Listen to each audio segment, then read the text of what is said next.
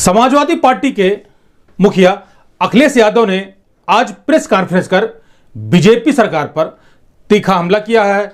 उन्होंने आज press conference के दौरान उत्तर प्रदेश सरकार पर हमला बोला है।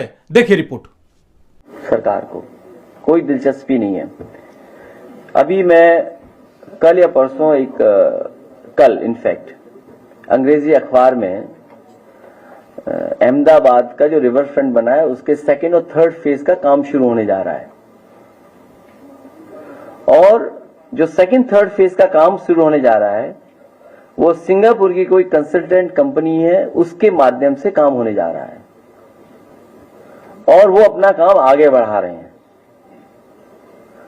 लेकिन आपका one of the best river front, मैं आज भी कहता हूं, ये रिवर फ्रंट एग्जाम्पलरी काम है दूसरे स्टेट्स के लिए और दूसरे सरकारें जो काम करना चाहें उनके लिए, जो आपका गोमती रिवर फ्रंट है।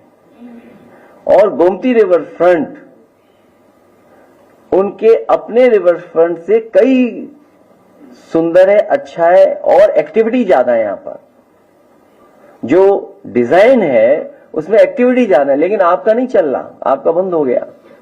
और सुनने में आ रहा है यहां के फुब्बारे चोरी होकर के गोरखपुर में लगा दिए गए हैं। इसकी जांच पड़ताल हमारे पत्रकार साथी जरूर करना कि जो फुब्बारे यहां आए थे वो चोरी करके गोरखपुर पहुंचा दिए गए हैं। और जो नाव की बात है वो प्रयागराज गई है। जो वाटर बस थी जो गोमती के लिए लाई गई थी, गोमती में लाई गई थी, वो वाटर बस थी, तो वो मैंने खुद देखा, वो प्रयागराज में चल रही थी। भारतीय जनता पार्टी के लोग कभी नहीं थकते अपनी योजनाओं को बताने में। आज एक बहुत महत्वपूर्ण योजना, मुद्रा योजना, उसके लगभग 10 साल पूरे हो रहे हैं और 10 साल में इस योजना ने कोई खास ठोस प्रभाव समाज में और अर्थव्यवस्था में नहीं छोड़ा है। ये मुद्रा योजना नहीं, ये झुट्टा योजना बनकर के रह गई है। मैं कुछ सवाल जनता की तरफ से या जो सवाल आ रहे हैं मुद्रा योजना को लेकर के, उनको जरूर रखना चाहता हूं। मुद्रा योजना की पहली 10 की पारी होने पर 10 वर्ष के नाम पर निम्नलिखित 10 महत्वपूर्ण सरल और सीधे सवाल तो जनता भाजपाई से पूछ सकती है, और हम लोग भी भारतीय जनता पार्टी से पूछना चाहते हैं, क्योंकि आंकड़े के खेल में कोई नहीं जीत सकता उनसे।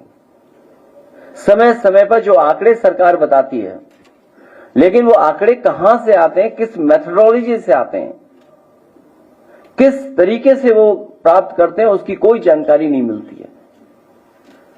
चाहे जो बड़े बड़े महायोजन हुए हैं उसकी जो आंकड़े बताए गए, वो आंकड़े तो बढ़ चढ़ करके बताए गए, लेकिन जब कभी भी हम और आप लोग सवाल करते हैं कि जो लोग खोए हैं, जिन लोगों की जान चली गई, जो लोग सड़क के आने जाने में जिनकी जान चली गई, उसके जवाब में कोई आंकड़ा सरकार की तरफ से नहीं आता है।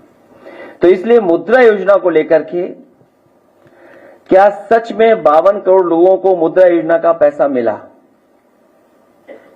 यदि ये सत्य है तो मुद्रा ऋण लेने वालों ने अगर 2 लोगों को भी रोजगार दिया तो पूरे देश में बेरोजगारी लगभग शून्य होनी चाहिए। क्या इस तथ्य में कोई डिफरेंस नजर आता है, विसंगति नजर आती है?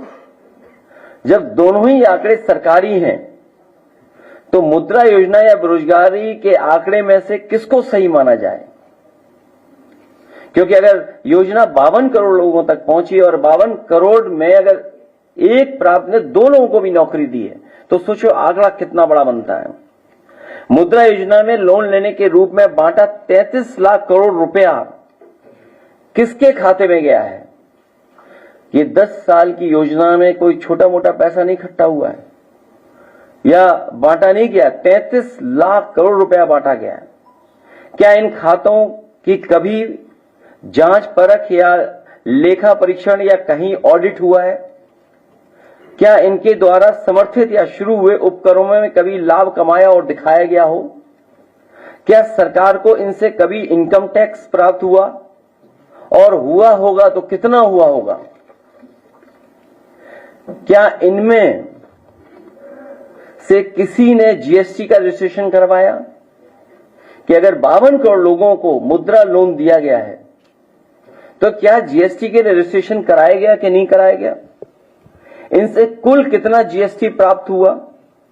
बैंकों को मुद्रा योजना के वितरण पर हुए कुल खर्च और इससे मिले कुल ब्याज के बीच क्या कुछ लाभ हुआ, या ये योजना कुछ अपने लोगों को बैंकों के खजाने से पैसा पहुंचाने का माध्यम मात्र बनकर रह गई है? जवाब जुमलाई सरकार देगी या बैंक? ये जो 33 लाख करोड़